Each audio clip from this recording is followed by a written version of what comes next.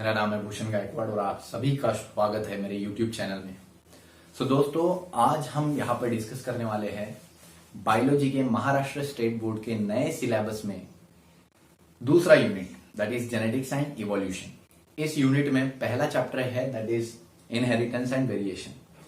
अब ये जो हमारे पूरे बुक में चैप्टर नंबर 3 में ये इनहेरिटेंस एंड वेरिएशन ये लेसन जो है इसके बारे में आइए थोड़ा समझते हैं। इनहेरिटेंस और वेरिएशन इस नाम का अर्थ क्या है। सबसे पहले इनहेरिटेंस की बात करते हैं। इनहेरिटेंस जो होता है इसका मतलब होता है transmission of character, transfer of character और ट्रांसमिशन ऑफ कैरेक्टर और जेनेटिक इंफॉर्मेशन। जेनेटिक इंफॉर्मेशन यानी क्या? कैरेक्टर किस मदद से, किसकी वजह से ट्रांसमिट होते हैं हमारे बॉडी में? डीएनए और आरएनए की वजह से। तो डीएनए और आरएनए बेसिकली हमारे बॉडी में डीएनए से ही कैरेक्टर ट्रांसमिट होते हैं। कुछ प्लांट वायरसेस है जिनमें कैरेक्टर आरएनए की वजह से ट्रांसमिट होते हैं, तो उसी को हम जेनेटिक इंफॉर्मेशन बोलते हैं, डीएनए, जीन्स। ठीक है, तो ट्रांसफर ऑफ कैरेक्टर और genetic information from one generation to another generation. Character जो ट्रांसमिट होते हैं एक जनरेशन से दूसरे जनरेशन में, उसी को हम बोलते हैं इनहेरिटेंस। इसी को दूसरा वर्ड भी है हेरिडिटी, हेरिडिटी भी बोल सकते हैं हम इसे। इसके अलावा वेरिएशन का मतलब होता है हमारे कैरेक्टर, पहले इनहेरिटेंस में भी हम समझते हैं थोड़ा सा डिटेल में कि हमारे कैरेक्टर हमारे माता पिता से मैच करते हैं। जैसे कि हमारे facial design, facial characters, nose का शेप, ईयर का शेप, ये माता पिता से मैच करता है। बहुत बार हम देखते हैं किसी के पेरेंट्स को अगर 6 उंगलियां हो तो डॉटर को, चाइल्ड को भी 6 उंगलियां होती है। तो बेसिकली इसी तरीके से कुछ कैरेक्टर मैच करते हैं, लेकिन कुछ कैरेक्टर मैच नहीं कर पाते। That is called as variation. हम सब एक दूसरे से अलग है। इवन हम भाई बहनों में भी हम देखते हैं हम डिफरेंट है। इवन हमारे पेरेंट्स से भी हम स्लाइटली डिफरेंट है। So that difference is nothing but the variation. जब मदर और फादर का कॉम्बिनेशन होता है, क्रॉस होता है, तो जो ऑफस्प्रिंग होता है उन दोनों के कॉम्बिनेशन से बनता है। दैट्स वाई कुछ कैरेक्टर उनमें मदर फादर के होते हैं, लेकिन कुछ खुद के भी होते हैं, नए कैरेक्टर होते हैं। That is called as variation, the differences. तो इसका डेफिनेशन आता है differences between the different individual of same species और डिफरेंट स्पीशीज। अलग अलग इंडिविजुअल के लोगों में डिफरेंस पाया जाता है। अब हो सकता है वो सेम स्पीशीज के हो या हो सकता है वो अलग स्पीशीज के हो। नेक्स्ट हम बात करते हैं जेनेटिक्स के बारे में। जेनेटिक्स की ही ये दो हम अभी तक टर्म्स पढ़ रहे थे। जेनेटिक्स ये बहुत बड़ी ब्रांच है। जैसे कि हम देख रहे हैं जेनेटिक्स, ये पूरा unit he genetics and evolution पे आधारित है। तो जेनेटिक्स एक ब्रांच है बायोलॉजी की जिसमें हम स्टडी करते हैं, branch of biology which deals with the study of genes, its expression and heredity. इसमें ध्यान दो, जीन की स्टडी हम करते हैं। जीन क्या है? डीएनए का एक पार्ट है। देखो यहाँ पे डायग्राम में दिख रहा है, डीएनए का एक छोटा सा पार्ट है जीन। जीन के वजह से ही कैरेक्टर ट्रांसमिट होता है from one generation to another. तो जीन की स्टडी करना, जीन की हेरिडिटी की स्टडी करना। हेरिडिटी का मतलब हमने देखा ट्रांसफर ऑफ कैरेक्टर, कैसे जीन ट्रांसफर होता है from one generation to another. ये स्टडी भी जेनेटिक्स में आती है, इसलिए ये लेसन पढ़ रहे हैं हम। इसके अलावा इट्स एक्सप्रेशन, एक्सप्रेशन की स्टडी करना। जीन के एक्सप्रेशन क्या है? एक्सप्रेस होना, दिखना। कोई भी जीन हमारे बॉडी में है तो वो दिखेगा कैसे? By showing it's character. जैसे हमारे बॉडी में ब्लड ग्रुप का एक जीन है जिससे हमारा ब्लड ग्रुप शो हो रहा है, ए पॉजिटिव है, ए नेगेटिव है, बी पॉजिटिव है, बी नेगेटिव है। हमारे बॉडी में आई कलर का एक जीन है जिससे हमारा आई कलर शो हो रहा है, ब्राउन है, ब्लैक है, व्हाटएवर। तो ये डिफरेंट काइंड ऑफ कैरेक्टर जो हमारे बॉडी में होल्ली प्रेजेंट है, ये सब किसी ना किसी जीन से एक्सप्रेस हो रहा है, शो हो रहा है। उसी को हम बोलते हैं एक्सप्रेशन। देन हम बात करते हैं जेनेटिक्स को सबसे पहले दुनिया के सामने रखने वाले जो साइंटिस्ट थे, इनको हम बोलते हैं Gregor Mendel, the father of genetics. Father उसी को बोला जाता है जो किसी भी सब्जेक्ट को सबसे पहले दुनिया के सामने रखता है या उसकी बुनियाद रखता है, बेस रखता है। तो जेनेटिक्स का बेस रखने वाले साइंटिस्ट जो थे वो ग्रेगर मेंडल थे। इन्होंने 1865 में ही बता दिया था कि किस तरीके से कैरेक्टर ट्रांसमिट होते हैं from one generation to another. जबकि उस टाइम पे जीन भी डिस्कवर नहीं हुआ था, डीएनए भी डिस्कवर नहीं हुआ था और क्रोमोसोम भी डिस्कवर नहीं हुआ था।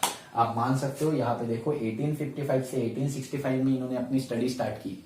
इनका जन्म हुआ था 1822 में, 1865 में इन्होंने स्टडी की और उसके 4 साल बाद डीएनए डिस्कवर हुआ। 1869 में डीएनए डिस्कवर हुआ।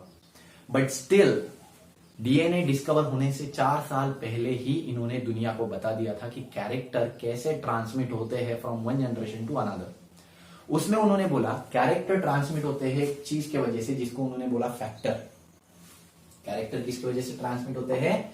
फैक्टर के वजह से। और फैक्टर क्या है?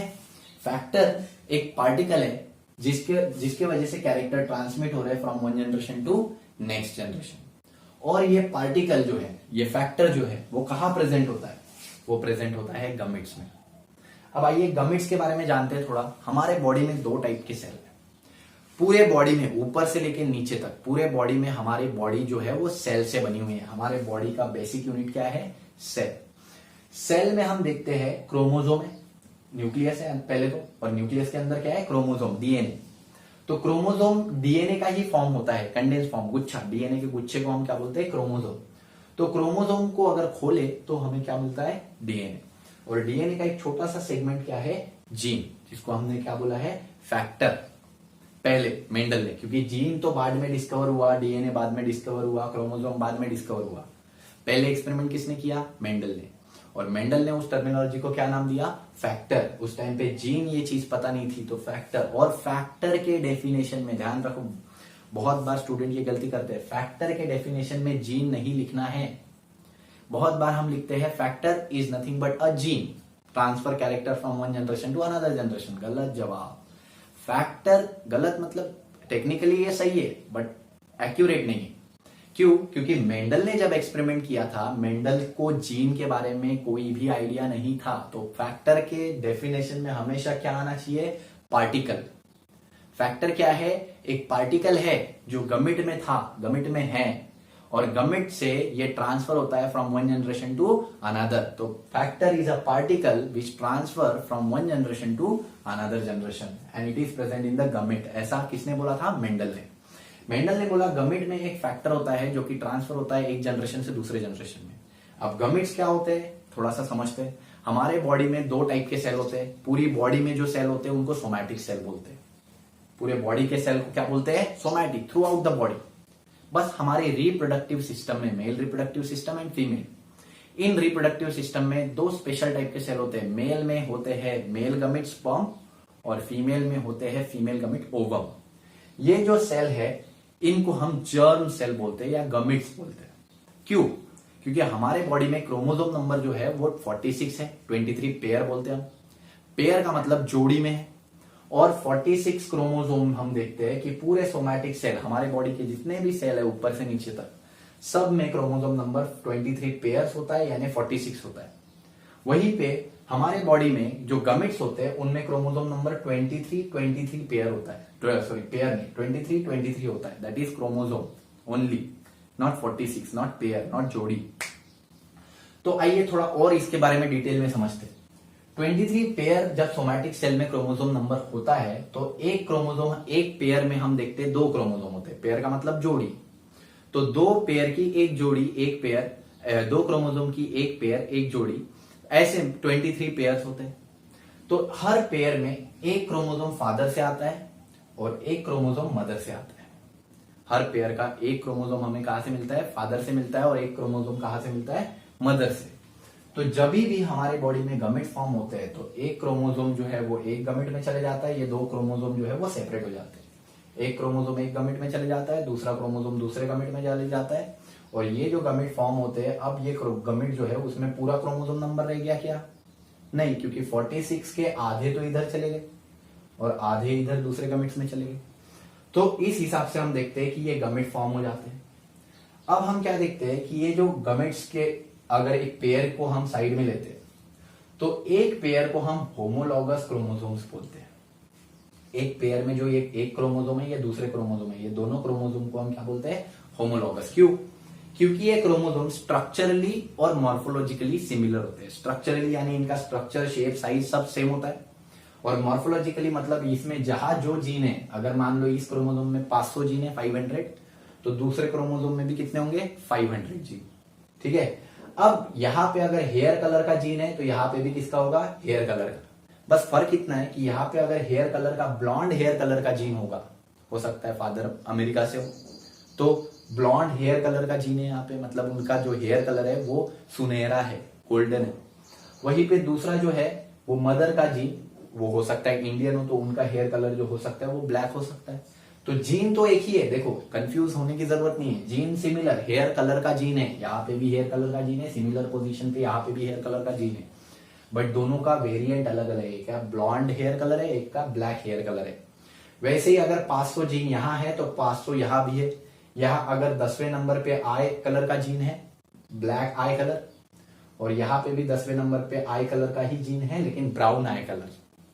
तो ये जो दो क्रोमोसोम है ये स्ट्रक्चरली सिमिलर है, मतलब जितने जीन इस क्रोमोसोम पे है उतने ही मदर के भी क्रोमोसोम पे है।